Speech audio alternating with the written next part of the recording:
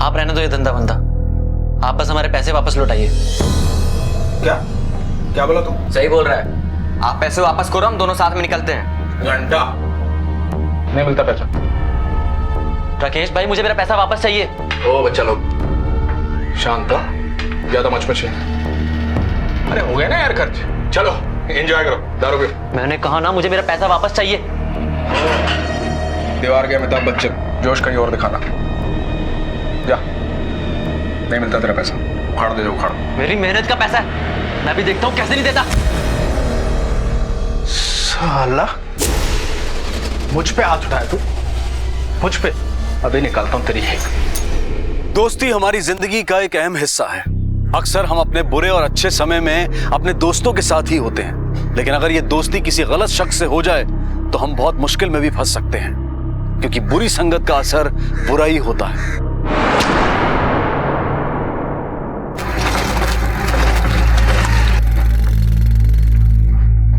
ये लीजिए।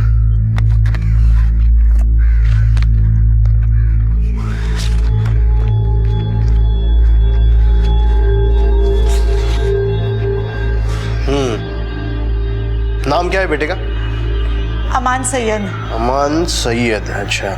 कब से गायब है? कल सुबह से घर से निकला है साहब, अभी तक लौट कर नहीं आया।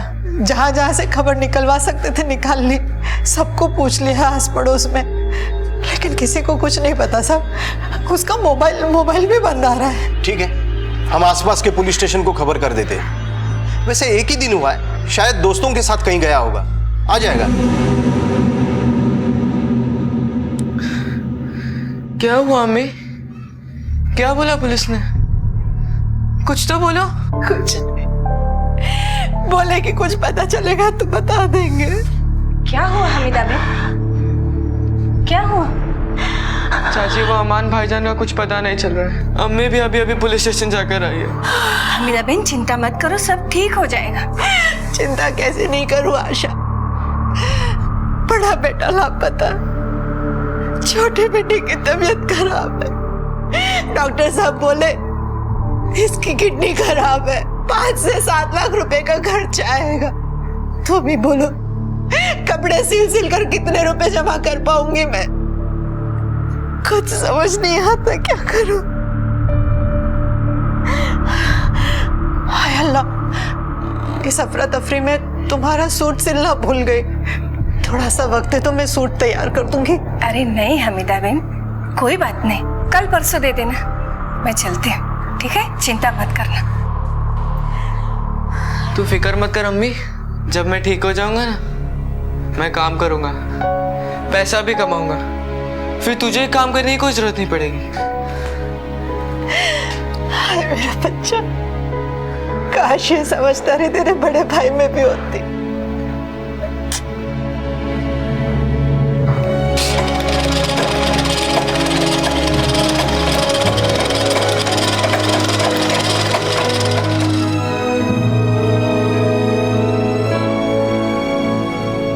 देखिए, हम पूरी कोशिश कर रहे हैं। साहब 3 दिन हो गए मेरा बेटा लापता है, घर नहीं लौटा। अगर आप ऐसे ही बैठेंगे हाथ पे हाथ रखकर तो कैसे पता चलेगा उसका? मैंने कह दिया ना, जैसे ही कुछ पता चलेगा हम आपको बता देंगे। हाँ साहब, हमारी कोई बड़ी पहचान नहीं ना, इसी के वास्ते। गरीब के जान की तो कोई कीमत ही नहीं है आपके लिए। देखिए ऐसी कोई बात नहीं है, मैं आपका दुख समझता हूँ। हमने आसपास के पुलिस स्टेशन को इन्फॉर्म कर दिया है, जैसे ही कुछ पता चलेगा हम आपको फोन कर देंगे। आप प्लीज जाइए।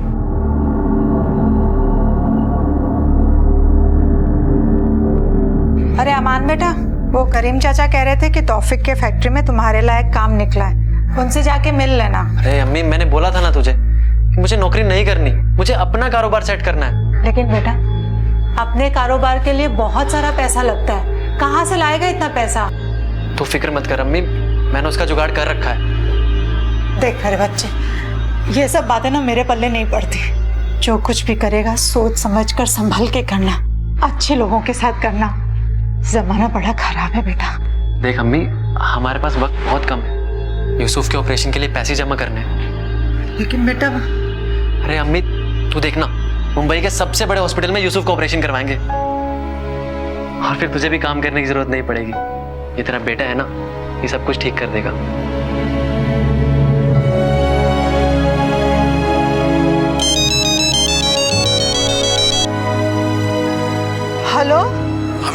बात कर रही? जी आप तुरंत सरकारी अस्पताल आ जाइए, बॉडी की शिनाख्त करनी है।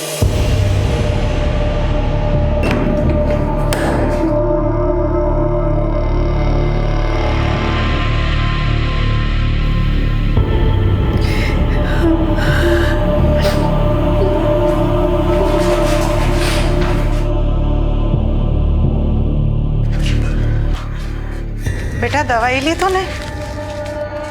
अम्मी भाई कुछ मत पूछ बेटा, अल्लाह ऐसा दिन किसी माँ को ना दिखाए। लेकिन अम्मी वो भाई। अम्मी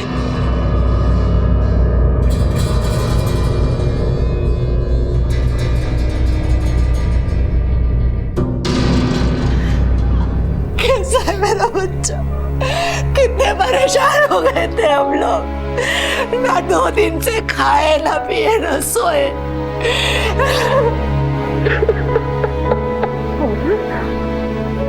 अमन क्या हुआ मेरे बच्चे? तू ठीक तो है ना? हाँ तू रो क्यों रहा है? मुझे उन लोगों पर भरोसा नहीं करना चाहिए था। क्या हुआ? साफ साफ बोलना मेरे बच्चे, क्या हुआ? अम्मी वो राकेश, उसने मुझे लूट लिया अम्मी। तू ठीक है ना? तुझे तो कुछ नहीं हुआ ना? चल पुलिस थाने जाके रिपोर्ट लिखा। चल चल। नहीं अम्मी, वो लोग बहुत खतरनाक हैं और मुझे कोई परेशानी नहीं चाहिए, और मेरे पास कोई सबूत भी तो नहीं है। मुझसे गलती हो गई अम्मी, मुझे माफ कर दो। मैं आपसे वादा करता हूँ, मैं कल से ही काम की तलाश शुरू कर दूंगा। आप फिक्र मत करो अम्मी, यूसुफ के इलाज के लिए पैसे मैं कमाऊंगा अम्मी। मेरा बच्चा।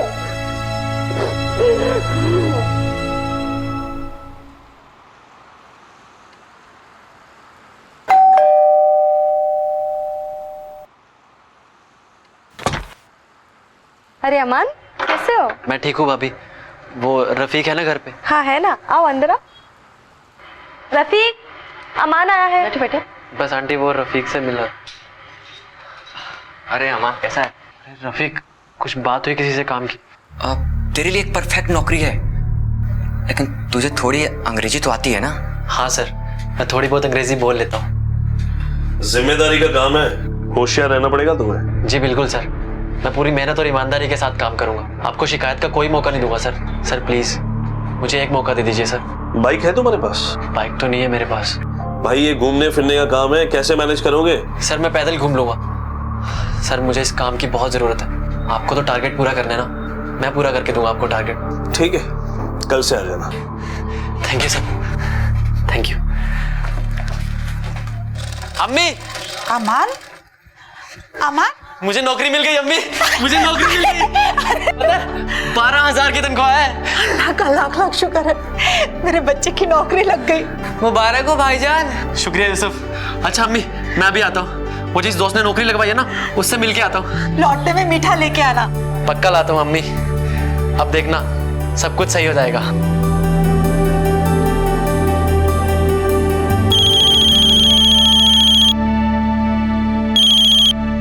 हेलो हेलो हमीदा जी। भिवंडी में अमान नाम का एक लड़का चोरी करते हुए पकड़ा गया है। आप जल्दी थाने आइए। लेकिन साहब मेरा बेटा तो वापस आ गया। क्या आपने बताया क्यों नहीं? यहाँ हम आपके बेटे को ढूंढ रहे हैं। आप लोगों की वजह से ना पुलिस का टाइम खराब होता है। माफ कर दीजिए साहब, गलती हो गई।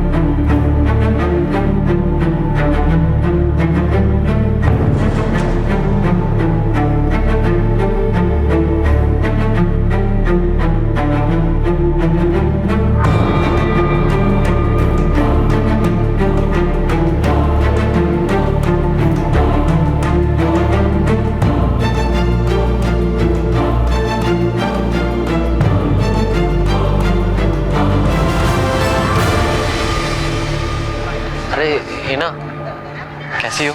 ठीक हो? सुना है तुम नौकरी करने लगे। हाँ, अभी 3 हफ्ते ही हुए। अच्छा लगा सुनकर।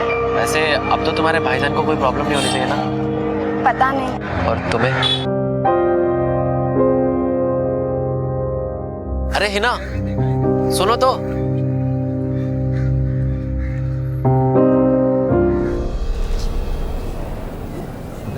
अरे तूने राकेश को फोन किया था ना? हाँ यार, मैंने उसे बोला था कि जो हो गया सो हो गया, अब हमारे पैसे तो वापस करे। हाँ यार, पसीने की कमाई है, आराम की थोड़ी ना है। हाँ यार, उसे बोला था यही आने को, पता नहीं कहाँ रह गया। आएगा, चला जाएगा कहाँ? पूरा दुनिया का झोल निपटा कर यहीं आने वाला। अच्छा वो सब छोड़, तू कल मेरे को फोन किया था, कुछ कहने वाला था ना?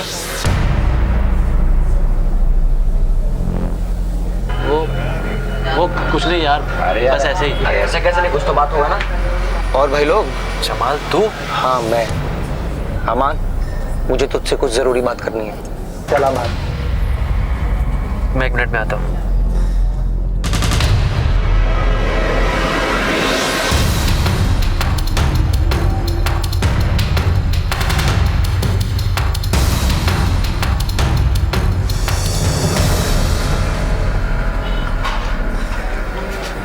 ओए, इतना अपसेट क्यों है, क्या हुआ?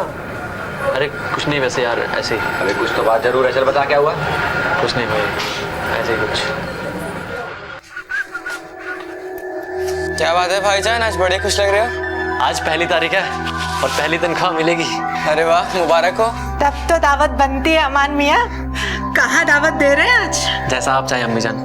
वो नाके वाले होटल से खाना मंगवाएं शाम को। हाँ, मैंने सुना वहाँ का पाया सूप बढ़िया होता है। पाया सूप और मटन बिरयानी। लेकिन भाई मैं कहाँ खा सकता हूँ, मतलब डॉक्टर ने मना किया है। अरे अमान बेटा, तुझे देर हो रही है ना, तू निकल। अल्लाह हाफिज। अल्लाह हाफिज। एक मिनट। ये रुमाल मैंने अपने हाथों से तेरे लिए बनाया, इसे हमेशा अपने पास रखना, अपनी अम्मी की दुआ समझकर।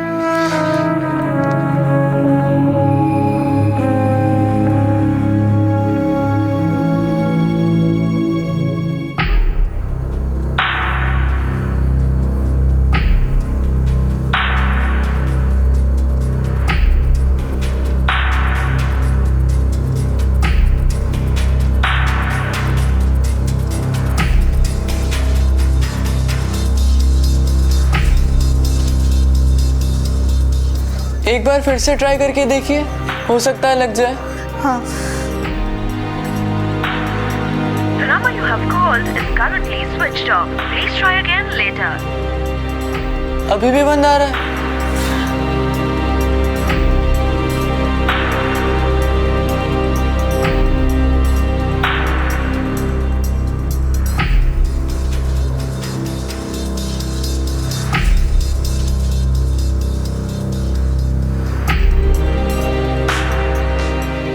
अम्मी आप चिंता मत करो, भाईजान घर वापस आ जाएंगे।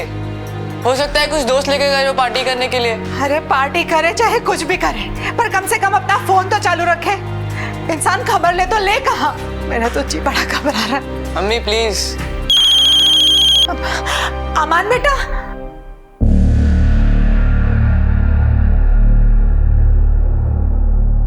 क्या हुआ अम्मी, किसका फोन है? अम्मी, हम पुलिस स्टेशन से फोन था। बस भैया, ये लो भैया। अब तो सब क्या हुआ, क्या बात है? बेटी, कहाँ है आपका बेटा? साहब वो तो कल रात से घर नहीं लौटा। मैं बताता हूँ, फिर से भाग गया अपने दोस्तों के साथ, और इस बार इनका पैसा लेकर भागा है। ये अग्रवाल साहब है, जिनकी एजेंसी में आपका बेटा काम करता था। क्या कह रहे हैं साहब आप? जी हाँ, कंपनी का 70,000 रुपए लेकर भाग गया है वो। नहीं साहब, मेरा बेटा ऐसा नहीं कर सकता। कंप्लेंट की है इन्होंने। मेरा अमान चोर नहीं हो सकता, वो चोरी नहीं कर सकता साहब। देखिए, अगर उसने चोरी नहीं की है तो वो इस तरह घर से गायब नहीं होता, और वो भी मोबाइल ऑफ करके। मानती हूँ साहब कि उसका मोबाइल स्विच ऑफ आ रहा है। और वैसे भी आपके बेटे को तो आदत है बिना बताए घर से गायब रहने की। उससे कहिए भागने की कितनी भी कोशिश कर ले, ज्यादा दिन भाग नहीं सकता वो हमसे। आप जा सकती हैं।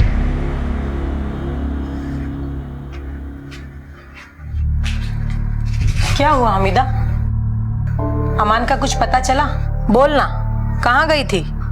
पुलिस चौकी बुलाया था क्या वहां? ठीक है चल, मैं बाद में आती हूँ। एक बात कहूँ, बुरा मत मानना। हाँ, वैसे एक बार कोई इंसान गलत संगत में आ गया तो उसका सुधरना मुश्किल हो जाता है।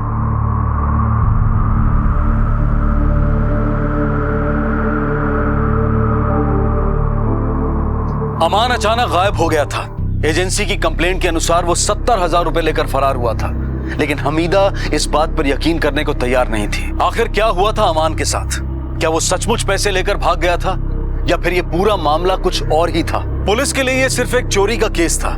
जिस एजेंसी में अमान काम करता था उन्होंने भी इतने छोटे नुकसान के लिए पुलिस के चक्कर ना काटने का फैसला किया, लेकिन हमीदा के लिए तो उसका बेटा लापता हुआ था और वो अपनी उम्मीद छोड़ने को तैयार नहीं थी। मेरा बेटा साहब। बैठिए आप, मैं आता हूँ। साहब मेरा बेटा साहब। क्या हुआ? साहब 2 दिन से घर नहीं आया, मदद कर दीजिए साहब। अरे कदम, क्या लफड़ा इसका? अरे कुछ नहीं रे, इसका बेटा चोरी करके भागा है, लेकिन ये मानने को तैयार ही नहीं। अभी 1.5 महीना पहले इसने मिसिंग कंप्लेंट लिखवाई थी, लेकिन 2 दिन में बेटा वापस आ गया। अरे गया होगा दोस्तों के साथ मजे मारने। इस बार तो बेटा भी गायब है और जहां पर काम करता था वहां से पैसे चुरा कर भागा है।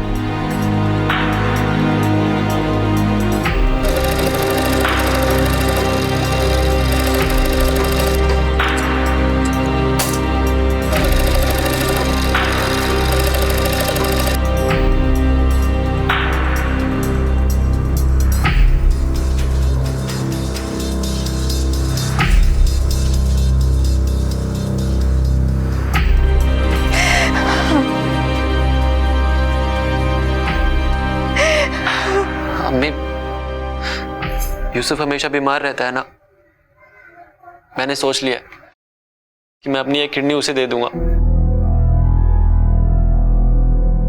ये तो कैसी बातें कर रहा है बेटा? सच में, वैसे भी मेरे पास 2 किडनी है ना, एक मेरे लिए और एक यूसुफ के लिए।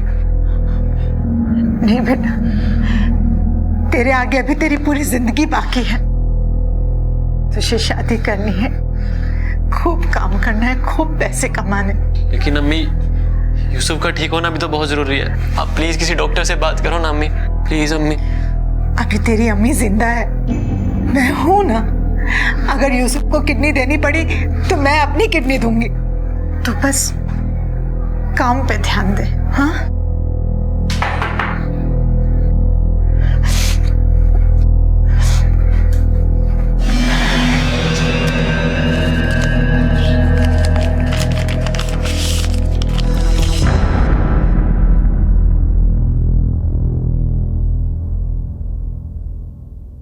वो बेटा आपके वहाँ वो बिल मिलता है ना नंबर के साथ, वो चाहिए था मुझे। देखिए, होता तो है लेकिन वो हम आपको नहीं दे सकते।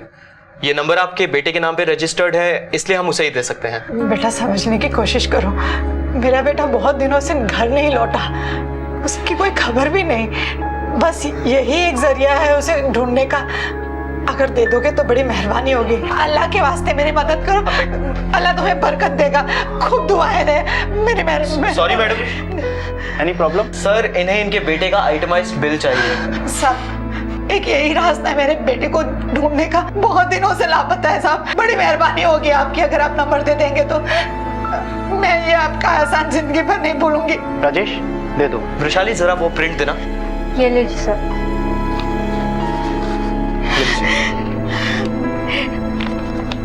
अल्लाह तुम्हें सलामत रखे। हेलो, मैं अमान की अम्मी बोल रही हूँ। तुम अमान के दोस्त हो ना? बेटा उसका कुछ आता पता है तुम्हें? बहुत। हाँ ठीक है। यूसुफ, दूसरा नंबर बोल दो बेटा। मीजान, ये नंबर लीजिए।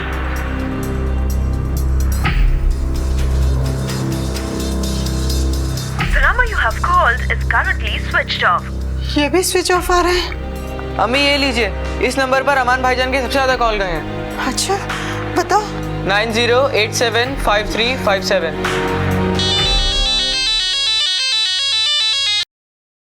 हेलो जावेद बात कर रहा हूँ। आप कौन? जावेद बेटा, मैं अमान की अम्मी बोल रही हूँ। तुम अमान के दोस्त हो ना? जी आंटी, लेकिन अमान कहाँ है? काफी दिनों से दिखा नहीं। बेटा, मैं तुमसे मिलना चाहती हूँ, बहुत जरूरी काम है। रफीक, अमान उसका बहुत अच्छा दोस्त है, दोनों हमेशा साथ में रहते हैं। अच्छा, तुम्हारे पास उसका नंबर है बेटा? जी आंटी, होगा मेरे पास। लिखिए। हाँ 1083 हाँ 63 हाँ 95। ये नंबर तो है मेरे पास। अभी कुछ देर पहले ही कोशिश की थी इस नंबर पे, लेकिन स्विच ऑफ बता रहा था। आंटी, मेरे पास यही नंबर है उसका। तुम्हें रफीक का घर पता है कहाँ है?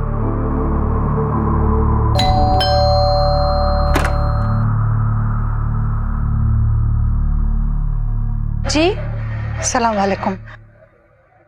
रफीक घर पे है? 1 महीना हो गया, रफीक भाई का कुछ पता नहीं चल रहा।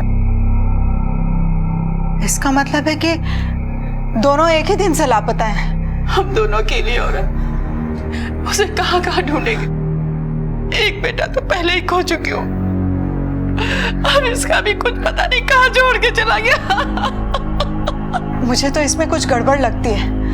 हमें पुलिस स्टेशन जाकर पुलिस को बताना चाहिए। हर माँ को अपना बच्चा सही लगता है, लेकिन आप लोगों के बच्चे अभी भी कहीं आवारागर्दी कर रहे होंगे। नहीं नहीं साहब, ऐसा नहीं है। मेरा बेटा अमान, वो बदल चुका है साहब, वो तो नौकरी करने लगा था। आप रफीक की माँ हैं? जी साहब। आपके घर में कौन कौन है? वो मेरे घर में मैं और मेरे बड़े बेटे की बेवा सलमा ही है, और मेरा रफीक बेटा तो। साहब, वो रफीक और अमान दोनों बहुत करीबी दोस्त हैं और दोनों 1 महीने से लापता है। साहब, मेहरबानी कीजिए, आप रपट लिख लीजिए ना साहब। मैंने कहा ना आपसे, गुमशुदा की रपट लिखिए। क्या होगा तुम?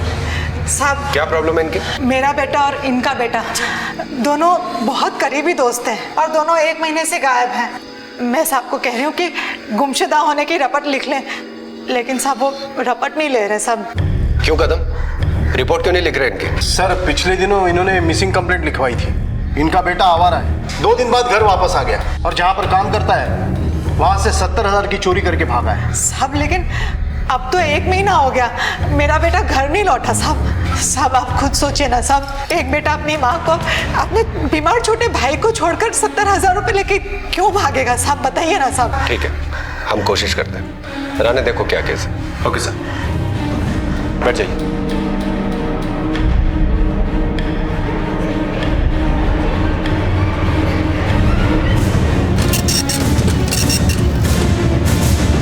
सर, रफीक और अमान जिस दिन से लापता है तब से उन दोनों का मोबाइल स्विच ऑफ है, और दोनों मोबाइल का आखिरी लोकेशन पनवेल के आसपास का है। इसका मतलब कि दोनों मुंबई से बाहर हैं। एक काम करो, दोनों के मोबाइल्स को सर्विलेंस पे डालो।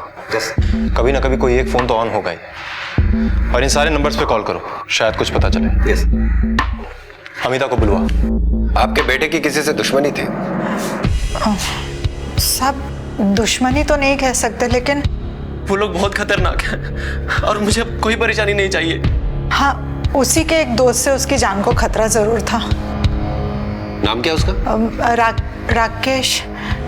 राकेश दुबे। रहता कहाँ है? वैशाली नगर में।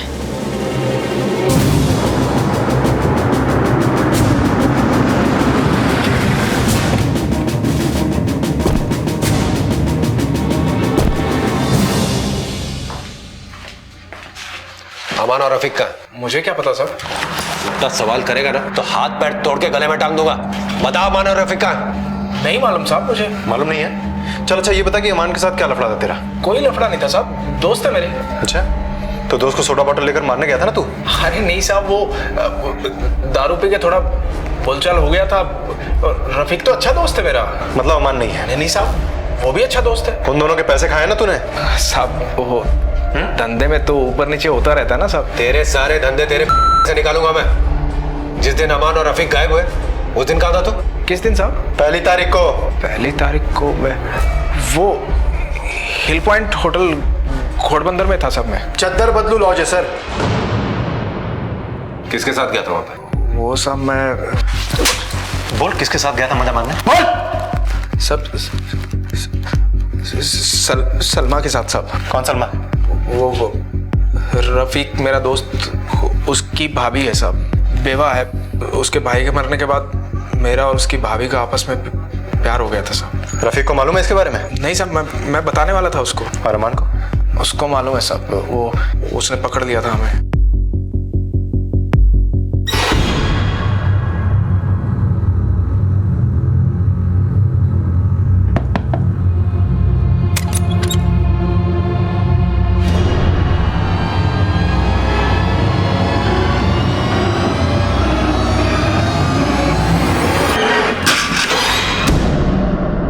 कितनी देर था वो?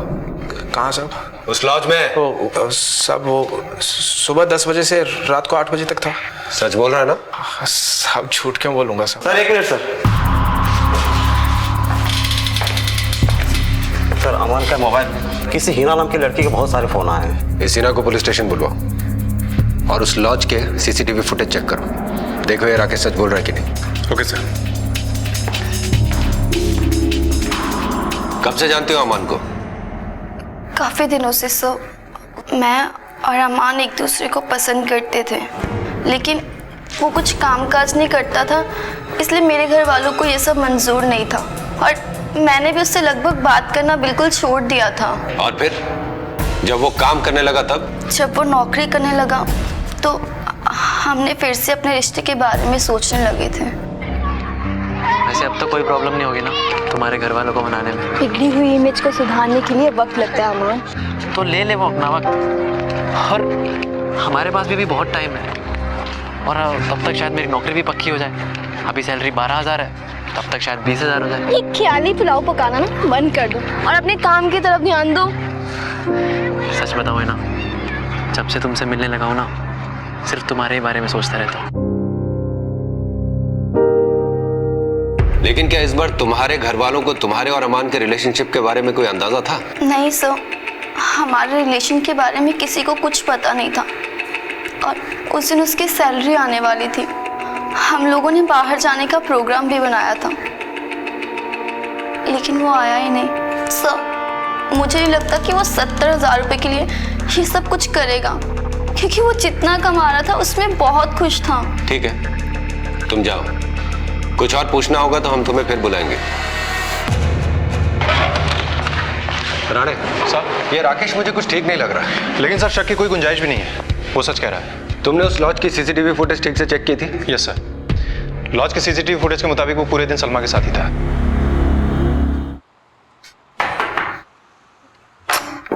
अमान,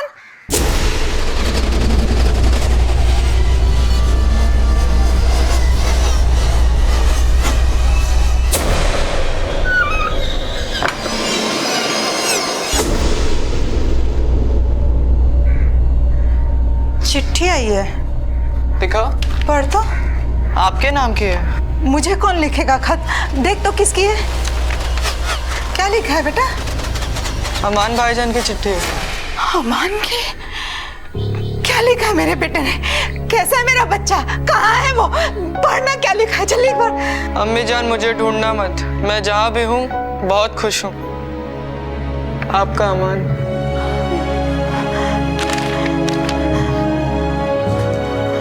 साहब ये मेरे बेटे अमान की लिखा ही नहीं है।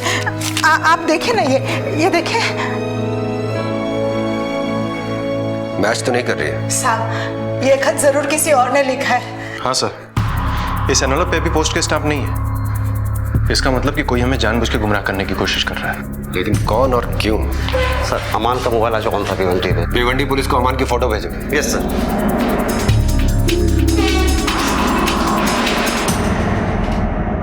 महज 12,000 रुपए की तनख्वाह पर काम करने वाले अमान को भला कोई क्यों अगवा करेगा? लेकिन रफीक और अमान गए कहां थे, या उन्हें भेजा गया था? और वो कौन था जो पुलिस की तहकीकात को गुमराह करना चाहता था? पुलिस इन सारे सवालों के जवाब ढूंढ ही रही थी कि खबर से इस कहानी में एक नया मोड़ आ गया। पनवेल पुलिस को शहर के बाहर एक डेड बॉडी मिली, जिसके साथ रफीक का आधार कार्ड था। सर बॉडी रफीक की है, ये रहा उसका आधार कार्ड। राणे सर, हो सकता है कि अमान और रफीक के बीच किसी बात पे झगड़ा हो गया और इसलिए अमान ने रफीक को मार दिया। हाँ सर, और सर झगड़े की वजह यह हो सकती है कि अमान ने रफीक को सलमा और राकेश के अफेयर के बारे में कुछ बताना चाहा और इस बात पे रफीक को गुस्सा आ गया और झगड़ा शुरू हो गया। लेकिन सवाल अब भी वही उठता है कि अमान है कहाँ? राणे, मुझे लगता है ये केस जैसा दिख रहा है वैसा है नहीं। अमान 70,000 रुपए लेकर भागता है, फिर उसके घर पे एक चिट्ठी आती है जो उसकी हैंडराइटिंग में नहीं है, और फिर रफीक की मौत होती है। कुछ तो है जो मिसिंग है, कुछ तो है जो हमें ढूंढना है। सर, अमान की मोबाइल फिर से स्विच ऑन हुआ था पुणे में।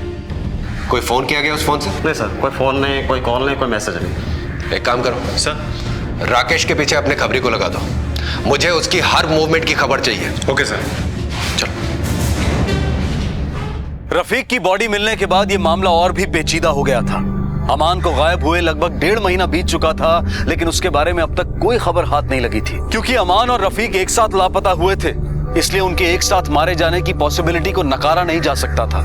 लेकिन अमान के मारे जाने के बारे में भी कोई पुख्ता जानकारी नहीं मिल पाई थी। यह केस अब एक कोल्ड केस होने के रास्ते पर चल रहा था, लेकिन पुलिस उम्मीद छोड़ने को तैयार नहीं थी। इस पूरे मामले में उनका सबसे ज्यादा शक राकेश पर था। पुलिस ने राकेश और इस मामले से जुड़े हर शख्स पर कड़ी नजर रखना शुरू कर दिया।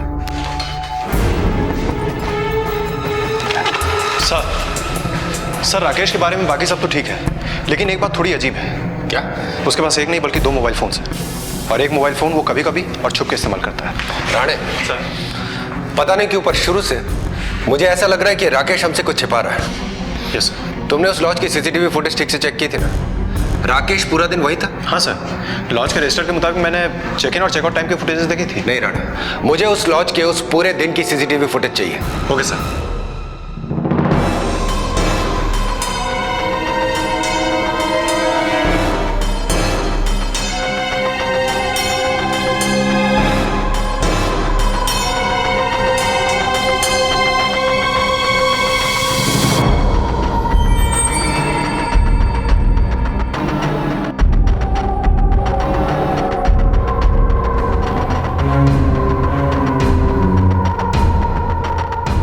देखा, ये लगभग 4 घंटे बाद वापस आई है। कुछ गड़बड़ है। चलो लॉज चल के पूछताछ करते हैं। साहब, मैं केवल खाने का ऑर्डर लेके गया था। खाने में क्या लेकर गए थे? अभी सर याद नहीं सर। उनका किचन ऑर्डर टिकट लेकर आओ। जी साहब। सर, सिर्फ 2 रोटियां? हाँ सर, 2 लोगों के हिसाब से ये ऑर्डर तो बहुत ही कम है। और कौन था कमरे में? साहब, उस लेडीज ने दरवाजे पे ही प्लेट्स ले ली थी। तब साहब बाथरूम के अंदर थे। साहब को देखा था तुमने? नहीं साहब, पर बाथरूम से पानी की आवाज आ रही थी। ठीक है, तुम जाओ। राणे सर, ये राकेश और सलमा दोनों को पुलिस स्टेशन लेके आओ। अपने और राकेश के नाजायज रिश्ते के लिए तुमने अपने देवर का कत्ल करवा दिया। नहीं साहब, ये सच नहीं है। देखो, राकेश ने हमें सब सच बता दिया और उसने हमें कहा है कि तुमने ही उसे रफीक को मारने के लिए कहा था। नहीं साहब, झूठ बोल रहा है वो। मैंने तो बस क्या? हाँ, क्या?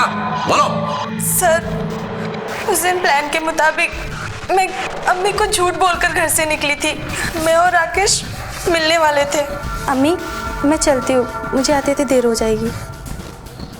अमान साले हमेशा रोते रहता है। हाँ, आज पहली बार तुझे तनख्वाह मिली है, मुझे पार्टी चाहिए बस। अरे रफीक यार, आज नहीं यार, आज मुझे 3 कस्टमर्स के पास और जाना है, और फिर आज का कलेक्शन 70,000 का है, वो भी कंपनी में जाके जमा करना है। क्या बात है अमान मियाँ, हाँ तू तो बहुत बड़ा आदमी बन गया। सारे जेब में 70,000 रुपए लेके घूम रहा है। अरे कहाँ यार, मेरे थोड़ी ना है, कंपनी के है, तुझे तो पता ही है यार। अच्छा चल, अभी मैं रखता हूँ यार। चल मिलता हूँ, ओके बाय। सलमा, बुर्का पहन के क्यों नहीं आई? कहा था ना बुर्का पहन के आना। पता है कैसी जगह है वो? तुम भी ना बहुत टेंशन लेते हो। बुर्का बैग में है बाबा, पता है ना, अम्मी को झूठ बोलकर आई हूँ। तुम भी ना।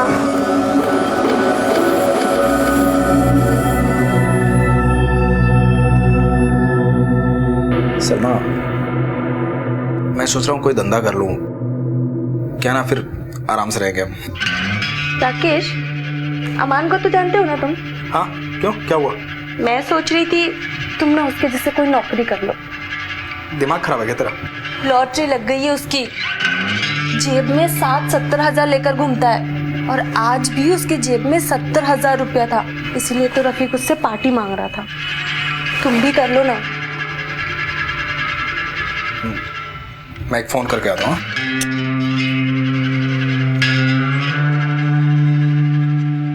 हाँ रफीक, यार वो तेरे और अमान के पैसे लिए थे ना 20-20 हजार रुपए धंधे के लिए, वो देने हैं यार।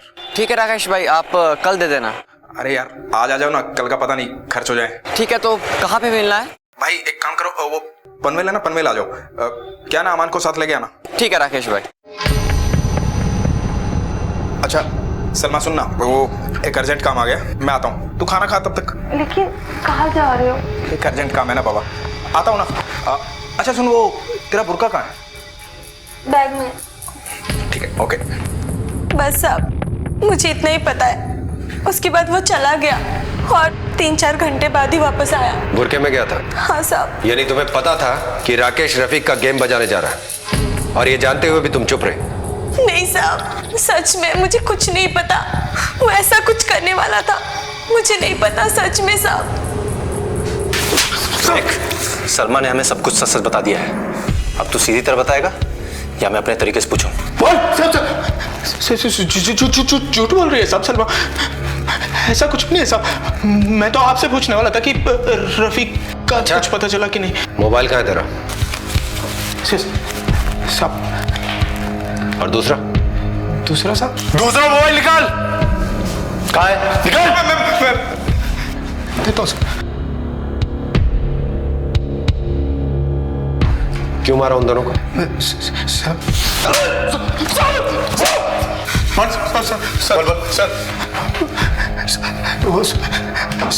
वो रफीक का काटा निकालना था साहब। वो मुझे डर था कि अमान रफीक को मेरे और सलमा के बारे में बता देगा। साहब मेरे पास काम धंधा नहीं है साहब, थोड़े से पैसे की जरूरत थी, तो उस दिन अमान के पास 70,000 रुपए थे साहब, तो मैं उसके लिए वहाँ गया था साहब। वो और जमाल को भी अमान से अपना बदला लेना था साहब, इसलिए जमाल को साथ ले लिया। ये जमाल कौन है? हीना का बड़ा भाई है साहब। अमान, अरे अमान, ये क्या तूने? साला मेरी बहन से शादी करने चला था, हाँ? औकात भूल गया अपनी। राणे सर, जमाल को उठा लो। जमाल कहाँ है? भाईजान।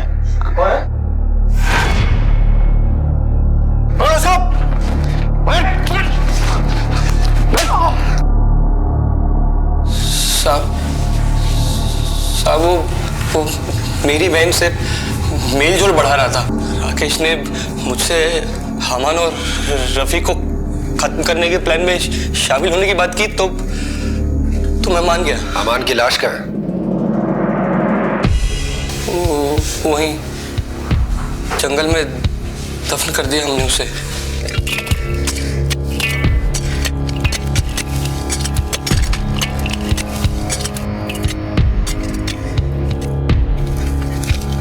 सर ये इस रुमाल को पहचानती हैं आप?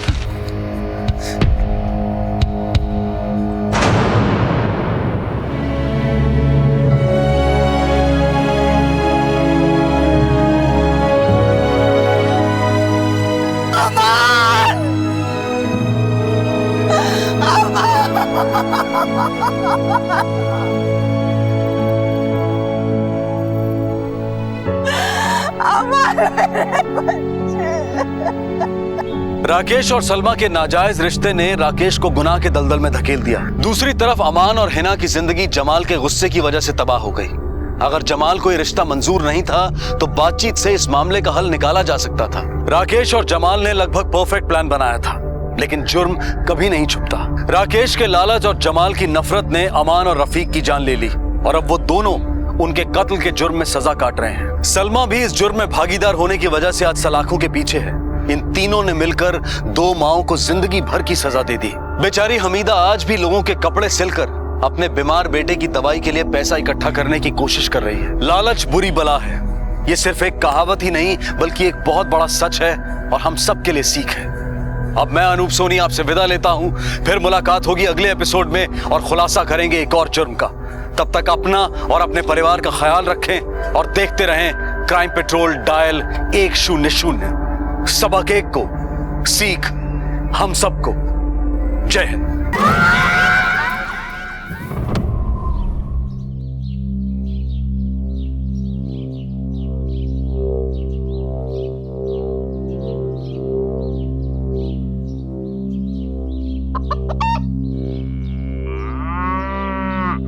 इक्कीसवीं सदी में भी हमारे देश में औरतों के लिए ऐसी सजा कैसे मुकर्रर की जाती है कि उन्हें निर्वस्त्र करके जुलूस निकाला जाए, कभी प्रथा के नाम पर तो कभी व्यक्तिगत प्रतिशोध के लिए।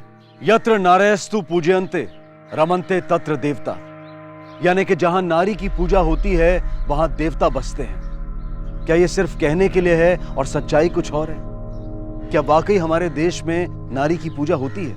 बिदन गांव भारत देश का एक ऐसा गांव जहां विवाह के बाहर संबंध के लिए यही परंपरा थी। अगर स्त्री किसी की बसी बसाई गृहस्थी को उजाड़े तो सजा उसे निर्वस्त्र कर उसका जुलूस निकाला जाता है, और अगर पुरुष किसी स्त्री पर बलात्कार करे तो उसे सजाए मौत, उसकी हत्या के लिए जुलूस निकाला जाता है।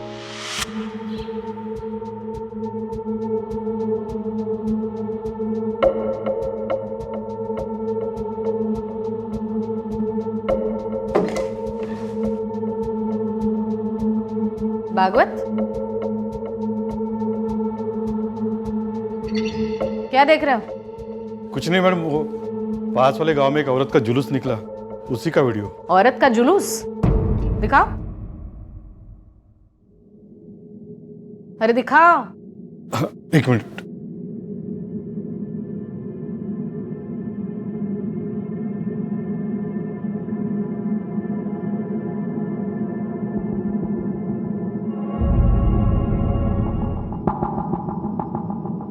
पुलिस ऑफिसर होते हुए भी ऐसे वीडियोस देखते हुए शर्म नहीं आती? कहीं वाटत नहीं?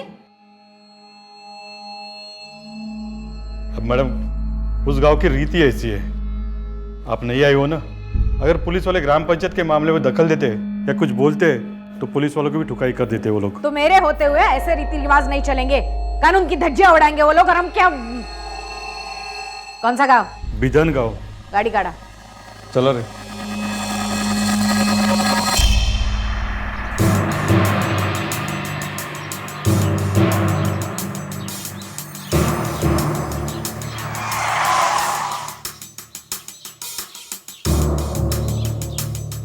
काय चाललं होतं इथे? मला माहिती नाही। हाँ? किस लड़की का जुलूस निकला था? दिखाओ वीडियो। नहीं देखा है? अरे ये कौन है लड़की? क्या मालूम मैडम, इधर का तो नहीं है। एरिया तो इधर का ही है। जुलूस निकला है इस लड़की का, कौन है ये लड़की? इधर तो कुछ हुआ ही नहीं मैडम। मैडम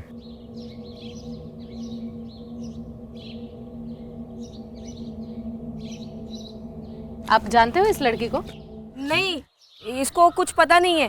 आम्हाला खरंच काही माहित नाही मैडम, ये कुछ भी बोल रहे। चलो तुम। चलो नहीं, रुको। भगवत, हाँ मैडम, इन सब का बयान ले लो। ये लड़की कौन है ढूंढो और इसका भी बयान ले लो। मैडम ये लोग कुछ नहीं बोलेंगे। वो सरपंच है ना विठल लोखंडे, उसके खिलाफ इस गांव में कोई भी आवाज नहीं करता। उसको पूछे बिना इधर का पत्ता भी नहीं हिलता।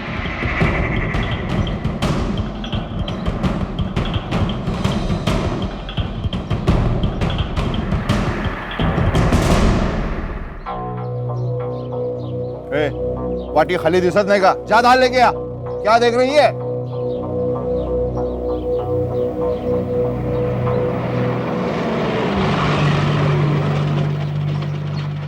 विठल, इस गांव के सरपंच हो ना? गांव के कानूनी व्यवस्था की जिम्मेदारी आपकी है, तो एक लड़की को नंगा घुमाकर शांति से खाना खा रहे हो आप? ए चंद्या, अरे भाई ना खुर्ची देना। ओ बाबू। हाँ बोलिए मैडम, आप क्या बोल रही थी? मुझे समझ में नहीं आया। अच्छा, एक औरत के साथ? औरत नहीं, उल्टा है मैडम। अब दूसरे मर्द के साथ सोएगी तो गांव चुप बैठेगा क्या? गांव की इज्जत का सवाल है। अब आ गया भीड़ को गुस्सा, परंपरा है हमारी। अब बोलो, आप क्या खाओगी? ए चंदू, भाभी को बोलना मस्त कोमड़ी बनाना। पुलिस वाले घर आए, मैडम गांव में पहली बार आई है। खातिरदारी करवाने नहीं, खबरदार करने आई हूँ। इस गांव में परंपरा के नाम पे जो नंगा नाच चल रहा है ना, वो अब नहीं चलेगा। दोबारा किसी औरत के साथ इस तरह से बर्ताव हुआ ना, तो पूरे गांव के सामने तुम्हारी परेड करवाऊंगी। और सीधा डाल दूंगी अंदर। ए भाई, तेरे को दाल लाने को बोला था ना, खाने के टाइम पे राडा करती है।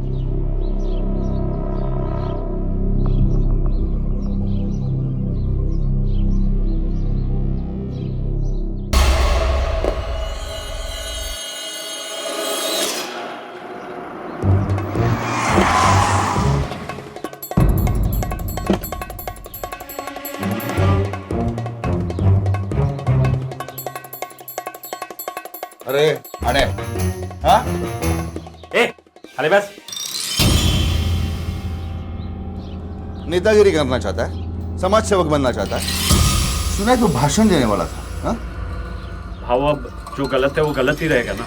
वो औरत जिसके साथ सोई थी उसको सजा क्यों नहीं? गलती सिर्फ औरत की होती है क्या? और इस तरह से एक औरत को नंगा करके जुलूस निकालना ये कहाँ का न्याय है भाव? विट्ठल लोखंडे को तू न्याय सिखाएगा? कौन है तू? वकील है उसका? देख श्याम, अपनी औकात में रहना, बाल काटना, चंपी करना और घर जाना, नहीं तो तेरे को भी ऐसा नंगा करके घुमाऊंगा एक दिन, गांव से लेके तालुका तक। पुलिस भी कुछ नहीं कर पाएगी मेरी, समझा? चल रहा है?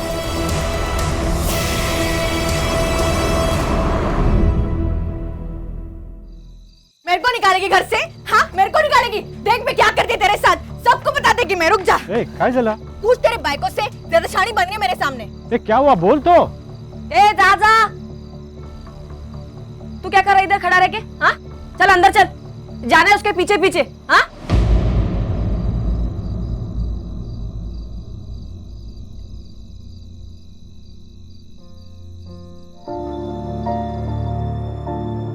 एकदम गरम खोपड़ी है तेरी, काय को इतना गुस्सा कर रही थी? तुम दोनों में तो एकदम गट्टी है, हमेशा साथ में रहते हो। खैर छोड़, मेरे को क्या। ये देख मैं तेरे लिए क्या लाया हूं, गर्मा गर्म जलेबी ले। तेरे को बहुत पड़ी है रे मीनू की। हाँ, क्या है?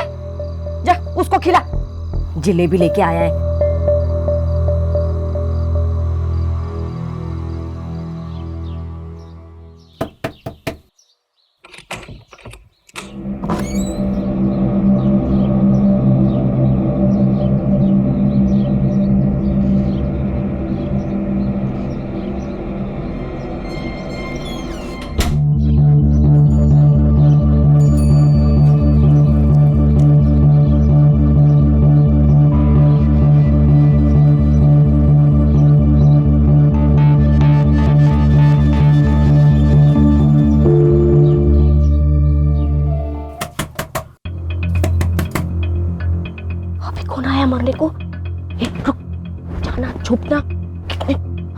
तू दरवाजे के पीछे छुप, अगर कोई अंदर है तो वहां से वहां निकल लेना।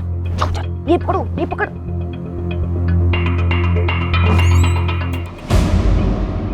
तू क्या है?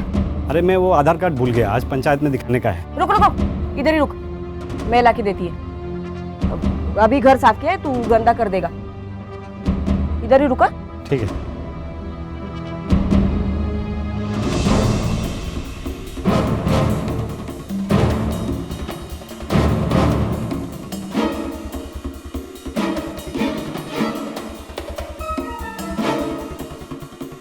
किधर रखा है रे? अरे देख, वो अंदर के कमरे में होगा। अंदर रखा है? हाँ।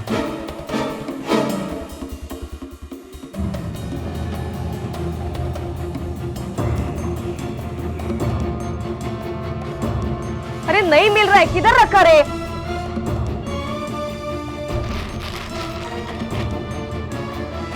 हाँ मिल गया, मिल गया।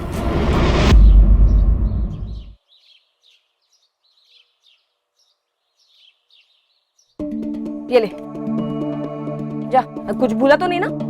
वापस मत आना, वो मेरे को नींद आ रही है, मेरे को सोने का। ठीक है? ठीक है, तू सो जा। सुन ना, शाम को मटन लाऊं क्या? मेरे को काट और खा जा।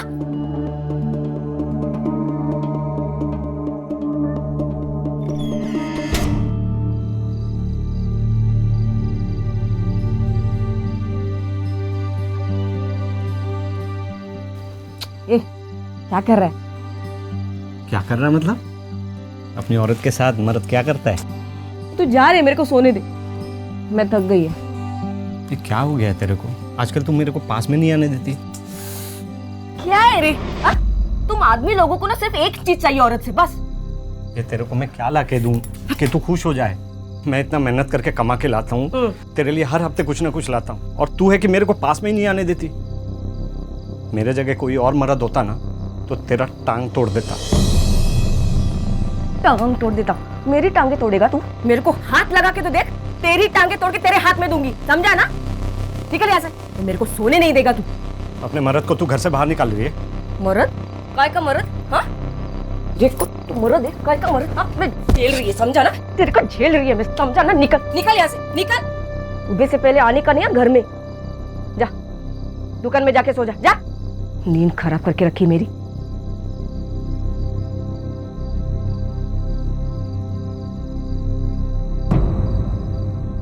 श्याम अपनी पत्नी से बहुत प्यार करता था और उससे प्यार चाहता था, लेकिन श्याम की पत्नी रत्ना उससे नफरत करती थी और उसे एक पल के लिए भी चैन से नहीं जीने देती थी। रत्ना के संबंध किसी और से थे, श्याम को इसका अंदाजा नहीं था। तो क्या ऐसे में श्याम को भी किसी और से रिश्ता जोड़ लेना चाहिए था? हालांकि उसके बारे में ऐसा कोई सोच भी नहीं सकता था।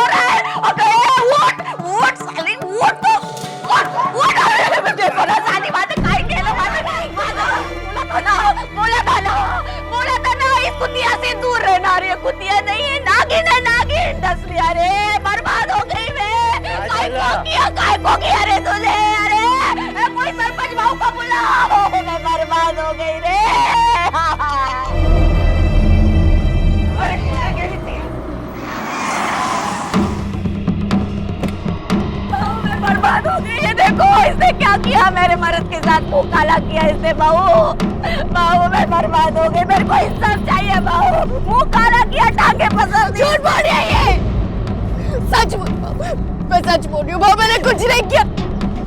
ये इस शाम ने मेरे को घर लेकर आया और मेरे साथ जबरदस्ती की। मेरे इज्जत बोल रही है। भाव, मैं जानता इसको, ये वैसी औरत नहीं है। ये शपथ बहू, मैं सच बोल रही है। वो सब मेरे को फंसाया, मेरे को धोखा देकर इधर लेकर आया। औरत है तू, समझना तुझे चाहिए। तूने पाप किया है। किसी के पति के साथ सोने की यही सजा होती है, समझी? भाव, भाव ऐसा मत करो, एक बार उसकी बात तो सुन लो। भाव मेरे को इंसाफ चाहिए भाव। मैडम बिधान गांव में फिर से किसी औरत का जुलूस निकाला गया। क्या? चलो।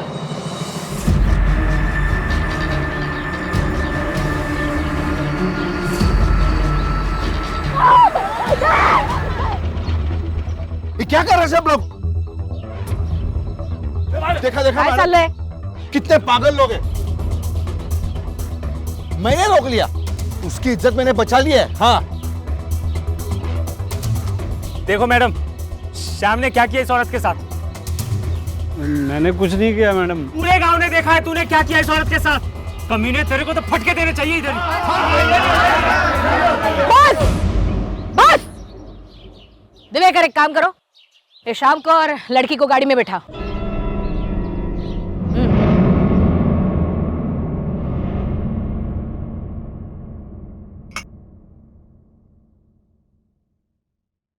मीनू अब डरो मत, सच सच बताओ तुम्हारे साथ क्या हुआ? ताई, सुबह एकदम सुबह 4 साढ़े 4 बजे शाम मेरे घर आया। अरे शाम तू? मीनू, हाँ। रत्ना की तबीयत बहुत खराब हो गई है, मेरे को कुछ भी समझ में नहीं आ रहा। तू चलना मेरे साथ। ठीक है, चलती हूँ।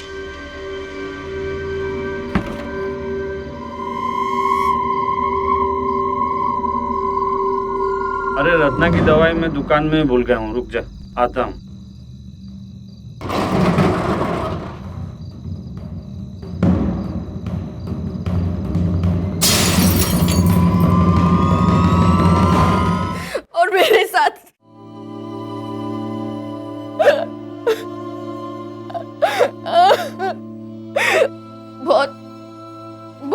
नशे में था वो।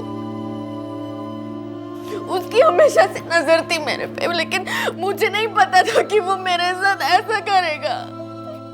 वो मेरे को फंसा रही है साहब। मैं रात को उसके घर पे नहीं गया था। वो तो मेरी पत्नी ने मेरे को घर से निकाल दिया था साहब। तो गुस्से से मैं दारू के ठेके पे चला गया और वहाँ थोड़ी सी पी ली थी साहब। झूठ बोलता है, झूठ बोलता है। तेरे मुंह से और एक झूठ निकला ना, जुबान खींच लूंगा तेरी। आई शपथ साहब, मैं दुकान पे अकेले सोने गया था। वो मीनू वहाँ कैसे आ गई मेरे को नहीं मालूम साहब।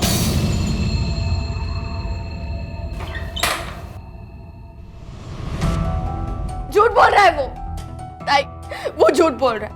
अब मेरी डॉक्टरी जांच की रिपोर्ट आने दो, फिर साबित हो जाएगा उसने मेरे साथ क्या किया है।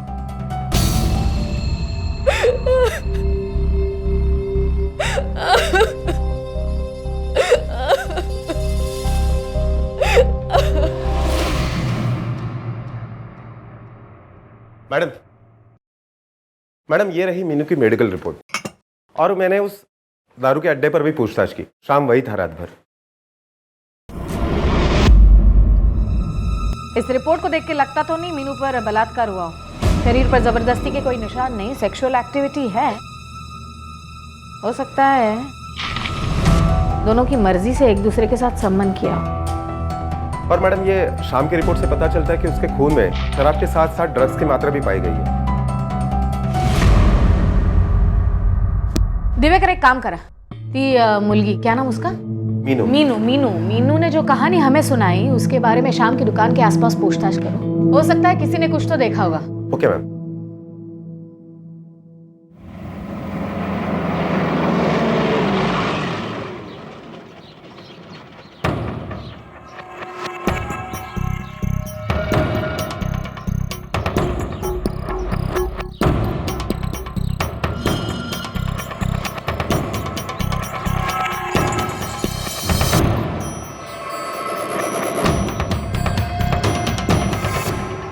हाँ साहब, मैंने उस दिन देखा था मीनू को शाम की दुकान के बाहर। और कोई था उसके साथ? नहीं साहब, वो अकेली ही थी। क्या शाम ने मीनू को जबरदस्ती अंदर खींचा था?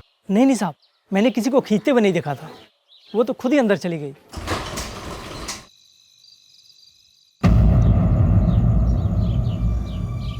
भाव, अंदर की खबर है। क्या? पुलिस शाम को कोर्ट लेके गई है। मरने दे साले को, तू अच्छी तरह से पीट दबा। भाव एक बात बोल। बोल। मीनू के साथ ऐसा नहीं करना चाहिए था। क्यों? तेरी क्या लगती है वो? अबे बोलना। मीनू मेरे को अच्छी लगती थी, पर उस शाम ने सब खराब कर दिया।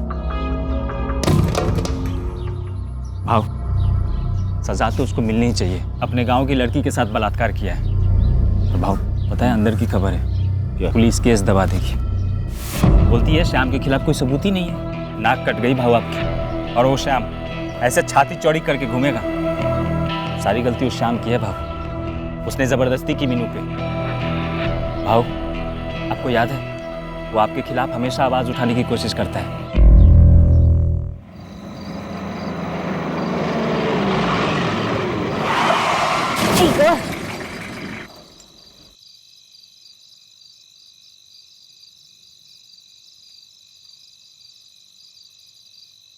दिवाकर, जाते वक्त ये खड़ा नहीं था, लगता है बनाया गया है।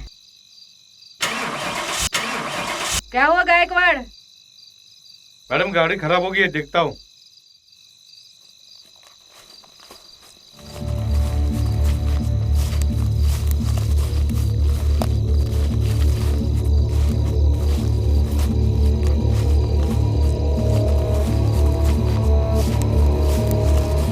दिवेकर, ये लोग हाथ में मशाले वगैरह लेकर।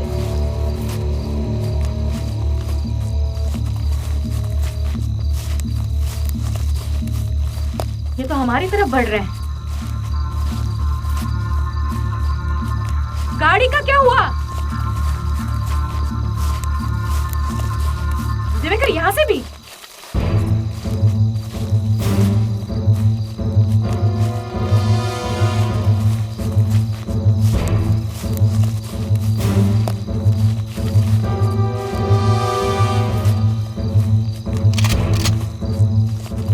रुक जाओ वरना गोली मार दूंगी।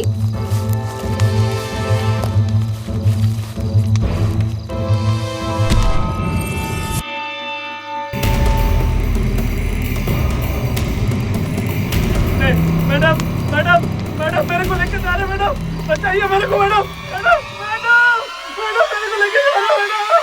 शाम की लाश का पेड़ पर टंगे मिलना जैसे पुलिस को, व्यवस्था को एक चुनौती थी। गांव वालों की नजर में उन्होंने एक मुजरिम को सजा दी थी। किसी ने भीड़ को उकसाया और भीड़ जज बन बैठी। फैसला हो गया, सजाए मौत। क्यों होता है ऐसा? क्या भीड़ को न्याय व्यवस्था से, प्रशासन से डर नहीं लगता? क्या यह सिर्फ एक गुस्सा होता है या फिर कोई हवा देता है इस गुस्से को? कैसी होती है भीड़ की मानसिकता? पुलिस ने तुरंत कार्रवाई की और विट्ठल को गिरफ्तार कर लिया। मैंने क्या किया है? किस जुर्म के लिए आपने मुझे यहां पर बुलाया? गांव वाले कुछ भी करो, इसमें मेरा क्या है? मेरा क्या? एक बेकसूर की जान लेकर पूछते हो मेरा क्या? मेरा बस चले ना तो तुम्हें क्या? तुम्हारे पूरे कुनबे को अंदर करवा दूं इस जुर्म के लिए। उस दिन पुलिस पर हमला तुम्हारे लोगों ने किया था। शाम को तुम्हारे आदमियों ने गायब किया, उसका खून किया और पेड़ पर लटकाया था तुम्हारे आदमियों ने।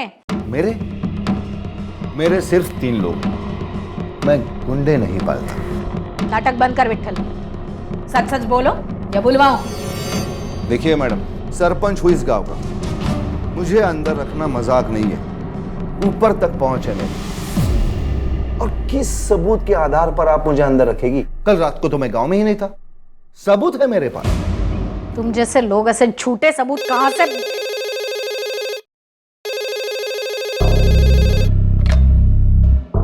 Hello hello sir. Yes sir.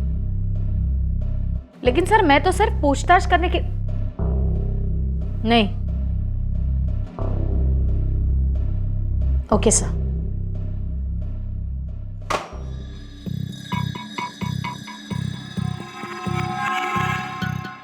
तो मैडम मैं जाऊं? मैं जाऊं?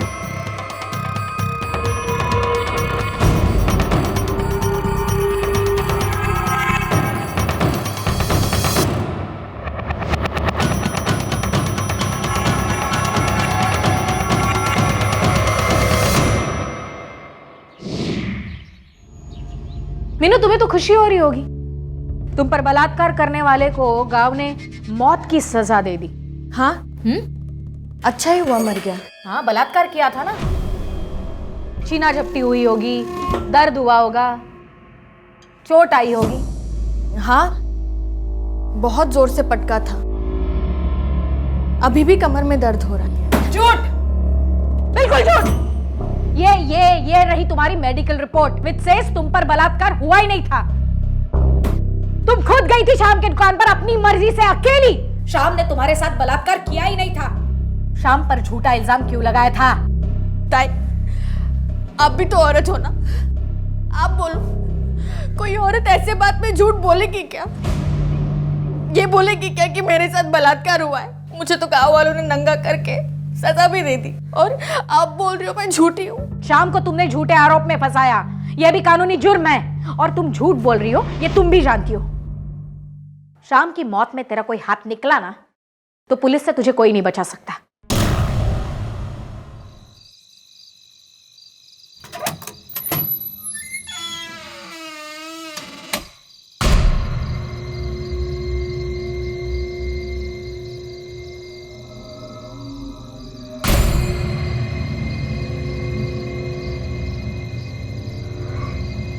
Hello madam.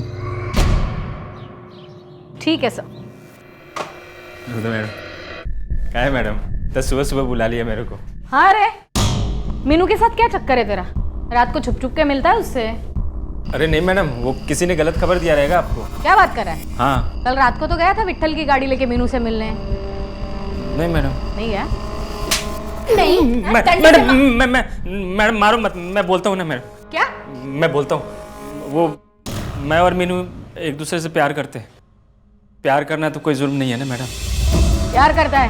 हो मैडम। तो जब लोग उसे नंगा कर रहे थे तब कहाँ गया था तेरा प्यार? मैडम भीड़ के सामने मैं क्या करता? मैंने पूरी कोशिश की उसको बचाने की, पर मेरी किसी ने नहीं सुनी। मीनू बहुत अच्छी औरत है मैडम। हाँ?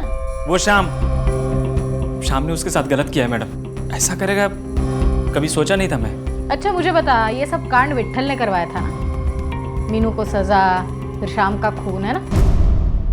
देख चद्दू, कहीं ऐसा ना हो कि विट्ठल को बचाने के चक्कर में तू ही अंदर चला जाए। मैडम एक खराब बोलते है, सच्ची बोल रहा हूँ मैं। ना मैंने कुछ किया है ना भाव ने। जा। हो मैडम।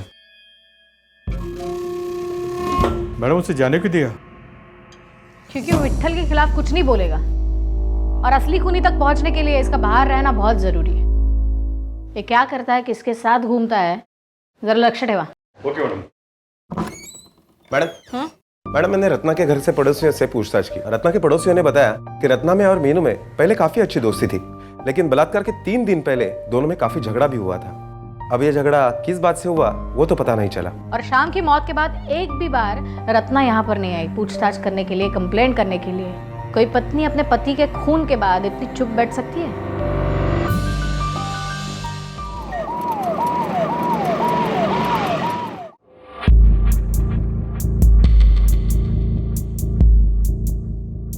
अच्छा रत्ना, ये बताओ, तुम्हारा पति मर गया फिर भी एक भी बार पुलिस स्टेशन नहीं आई तुम? उसने मुंह काला किया किसी के साथ, वो जिए मरे मेरे को क्या। कोई भी हिंदुस्तानी औरत जिसका पति कैसा भी हो, उसको आखिरी बार देखने के लिए, अंतिम संस्कार करने के लिए जरूर आती है।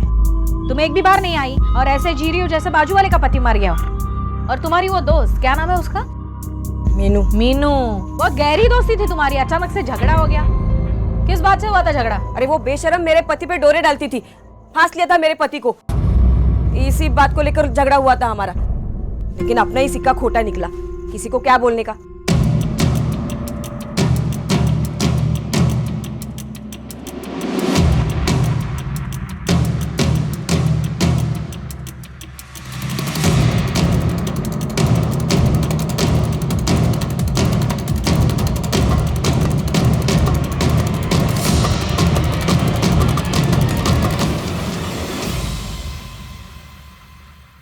मीनू किधर है? माहित नाही कुठे गेली, बताकर नहीं जाती। सर्च करो।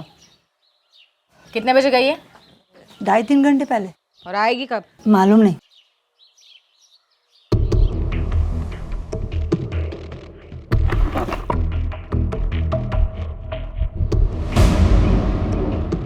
मैडम, लॉटरीचे तिकीट। ये टिकट तो सेम दुकान से है।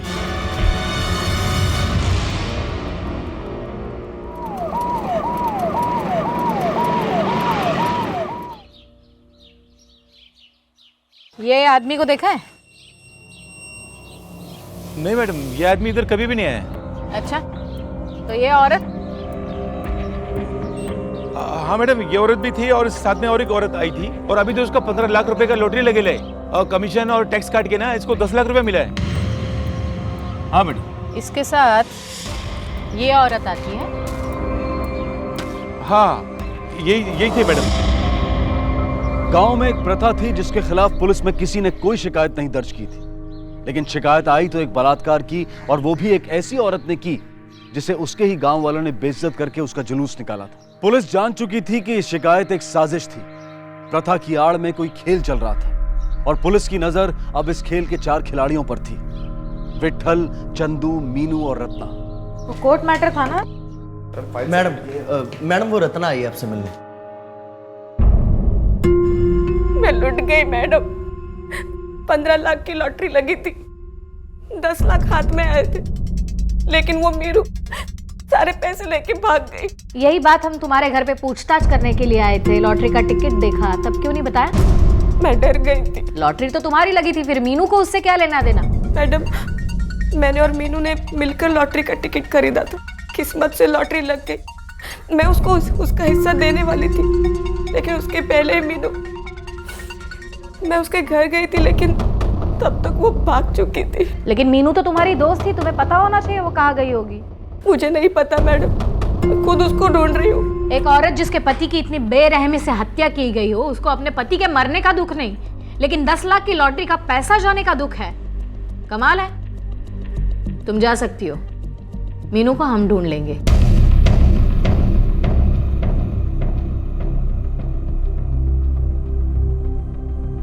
दिवेकर, इस पर नजर रखना। साजिश का एक चित्र पुलिस के सामने आया था, लेकिन अभी वो धुंधला था। कुछ कड़ियां एक दूसरे से जुड़ी नहीं थी। लॉटरी के टिकट का रहस्य अब भी नहीं खुला था। हर कोई अपनी अपनी कहानी कह रहा था, लेकिन सच कुछ और था। उन चारों संदिग्ध में से किसी एक का खुलकर सामने आना जरूरी था। 1 महीना बीत चुका था।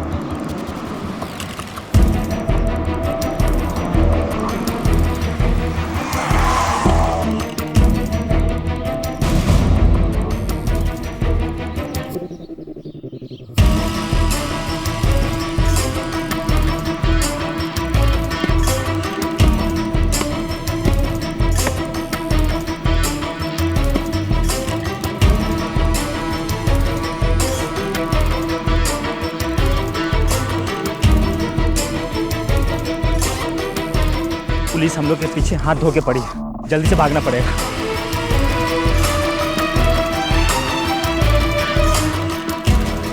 इस बैग का क्या करेंगे?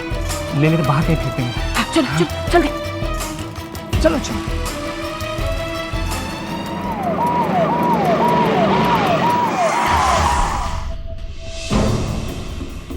कांस्टेबल, चेक करो बैग में क्या है। नहीं,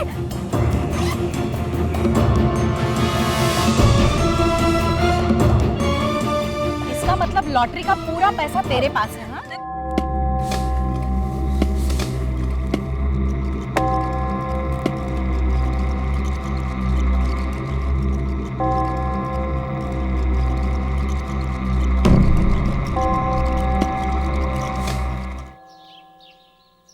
क्यों मारा था? हाँ? प्यार करता था ना उससे, कि सिर्फ पैसों से प्यार करता था? बोल। मैडम, वो मैं रत्ना से प्यार करता था, मीनू से नहीं। वो रत्ना को लॉटरी लगी और मीनू पैसे के लिए पीछे पड़ गई। फिर हम लोगों ने मिलके सोचा मीनू का कांटा निकालना। श्याम, उसे क्यों मारा? वो बोला मीनू का हिस्सा दे दे, इसलिए उसको मरवा दिया और सोचा कि ये पैसे लेके हम दोनों बांट। फिर हम लोगों को एक मौका मिला। क्या पागल हो गई है क्या? मैं क्यों तेरे पति के साथ सोऊं? अरे मीनू तू समझ नहीं रही है, शाम को अपने रास्ते से हटाने का यही एक रास्ता है, वरना पैसे हमको मिलेगा ही नहीं। देख, हम शाम को बलात्कार में फंसा देंगे, हाँ? उसके बाद पैसे हम तीनों में बांट लेंगे ना। अरे पर मेरे को तेरे पति के साथ मुंह काला करते देखेंगे तो मेरे को घुमाएंगे नंगा। अरे मीनू में तेरा साथ देगी ना, मैं सबको बोलेगी कि खोट मेरे पति में है, इसमें मीनू को कोई गलती नहीं है। तुमने मीनू के साथ धोखा किया, उसे कहा कुछ और, किया कुछ और, लेकिन एक बात समझ में नहीं आई, उस रात शाम के दुकान तक मीनू पहुंची कैसे? मेरे मर्द को दारू पीने की आदत थी, चंदू ने चुपके से शाम की शराब में नशे की दवा मिला दी। मैं, चंदू और मीनू उधर ही थे और हमने दोनों को अंदर बंद कर दिया। बाकी का काम मीनू ने किया। और फिर सुबह होते ही तुम दोनों ने हंगामा करके पूरे गांव को जमा कर दिया। ओ मैडम, जब पुलिस को रेप वाली बात झूठ लगने लगी, मीनू पे शक होने लगा। उसने हम दोनों को परेशान करना शुरू कर दिया। तूने तो मेरे को धोखा दिया रे। मेरे से बोली थी कि भाऊ के सामने मेरे को बचाएगी, शाम मरेगा, पर तू तो चाल चली रे मेरे साथ। मला काही नाही ऐकायचंय। अब मुझे लॉटरी का पूरा पैसा चाहिए, पूरा। और फिर तुम दोनों ने मीनू को भी रास्ते से हटा दिया। रत्ना, किधर है पूरा पैसा?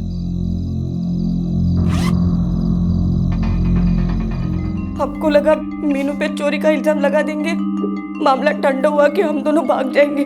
और विट्ठल? भाव को चने की झाड़ पे चढ़ाया मैंने। मालूम था मेरे को भाव की यही कमजोरी है।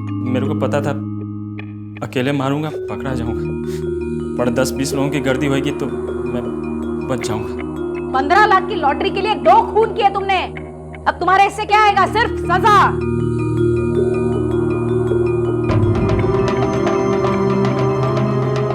बहुत दुख ऊपर तक पहुंच है ना तेरी। अब लगा जिसको फोन लगाना है उसको। चुप! तेरे खिलाफ ऐसे चार्जशीट बनाऊंगी ना, पंचायत जाने के लायक नहीं रहेगा।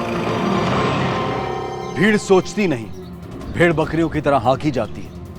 भीड़ को बस उकसाना होता है, प्रथा, धर्म या जाति की इज्जत के नाम पर, और फिर भीड़ राक्षस हो जाती है। भीड़ जुट जाती है इंसाफ करने में, और कोशिशों के बावजूद भी व्यवस्था उनके खिलाफ कोई कदम नहीं उठा पाती। अच्छे काम के लिए भीड़ जमा करना मुश्किल होता है, लेकिन गलत काम के लिए भीड़ जल्दी ही जमा हो जाती है। और विट्ठल इसी मानसिकता का फायदा उठाता था। विट्ठल गांव की पुलिस भी था और जज भी, और उसकी इसी बात का फायदा उठाकर उसके ही एक साथी ने अपने निजी स्वार्थ के लिए उसे भी इस्तेमाल किया और प्रथा को भी। अब मैं अनूप सोनी आपसे विदा लेता हूं। फिर मुलाकात होगी अगले एपिसोड में एक और चौंका देने वाले केस के साथ। तब तक अपना और अपने परिवार का ख्याल रखें और देखते रहें क्राइम पेट्रोल डायल 100। सबक एक को सीख हम सबको। जय हिंद। इस तरह के और भी एपिसोड देखने के लिए हमारे चैनल को सब्सक्राइब करें और बेल आइकन दबाना ना भूलें।